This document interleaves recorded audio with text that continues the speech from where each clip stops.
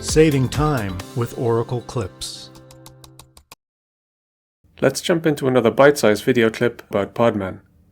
In this clip, we will look at using the Podman tag command to assign name and tags to local container images on our system. To prepare, we've already used a couple of containers on our system to create 3 new images. Using the command podman ps-a, here we can see the 2 containers that were used. One is based on an Oracle Linux 8 image and the other is based on an Oracle Linux 9 image. I've already created 2 new images from the Oracle Linux 8 container using the podman commit command, and 1 new image from the Oracle Linux 9 container.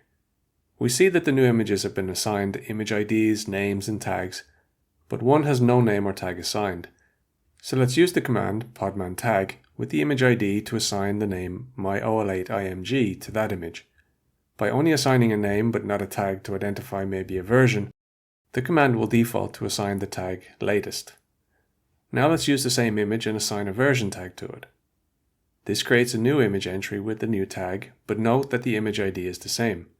Now we have more than one name and tag to identify the same image. Often an image might include the tag of latest, so we can easily identify the most recent version. Oracle Linux images don't use this tag as it can result in a big jump between distributions and releases rather than update levels. Oracle uses a slim or release number tag instead. You can read more about how Oracle tags its images in the documentation, and you can find a link to this in the video description. And finally, let's assign 2 names and tags to an image with the same command. With the image called myol9img, we assign multiple names and tags to it. And we see new multiple entries for the image with the names and tags listed. So that's a quick look at using the podman tag command to assign names and tags to container images in your local storage.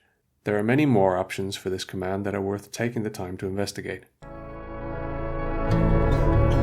You can see more clips here, and don't forget to subscribe to always get the latest.